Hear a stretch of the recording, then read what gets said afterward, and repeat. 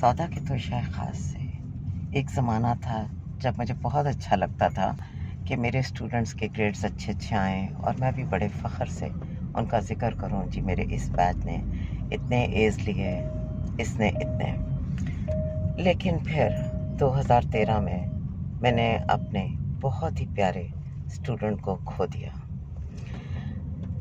और वाक़या कुछ यूँ था कि पेपर देने से पहले वो कुछ स्ट्रेस था और उससे लग रहा था कि शायद वो भूल रहा है। जब वो दोबारा मेरे पास फिर से आया कि मैम आप ये करवा दें, काम जो रह गया है मुझे ये फिर से भूल गया, मैंने उसे करवा दिया।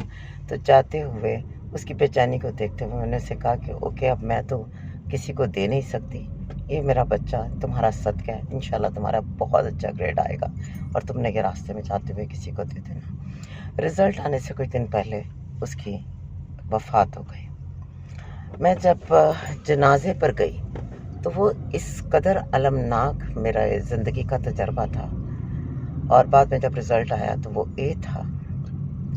उस दिन के बाद से मैंने कभी ग्रेड्स और इन चीज़ों के लिए कोशिश हमेशा की बतौर उस्ताद के अच्छे ग्रेड्स आएँ, लेकिन फिर कभी मेरी वो दीवानगी नहीं रही।